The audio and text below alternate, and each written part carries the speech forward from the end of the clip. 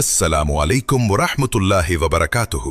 आज Medina Munawwara की एक बहुत ही खूबसूरत और पुरसुकून सुबह है, जहां हर तरफ रहमतों का नुज़ूल हो रहा है।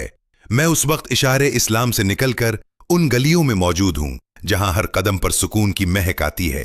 सामने देखें, ये माशाअल्लाह अल्लाह के मेहमानों यानी हाजियों की वो बुलंदोबाला इमारतें हैं जहां वो क़याम पजीर हैं। इन होटलों और गलियों की रौनक बता रही है कि यहां रहने वाला हर शख्स कितना खुश नसीब है। मदीना मुनव्वरा की इन सड़कों पर चलते हुए ऐसा महसूस होता है जैसे वक्त थम गया हो और दिल बस यहीं का होकर रह गया हो। आप वीडियो में देख सकते हैं कि सफाई का कितना बेहतरीन इंतजाम है।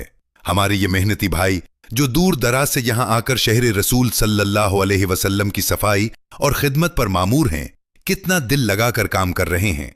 गेट नंबर 316 से निकलते ही ये खूबसूरत मनाजिर, धुली हुई सड़कें और जायरीन की ये चहल पहल ईमान को एक नई ताजगी बख्शती है।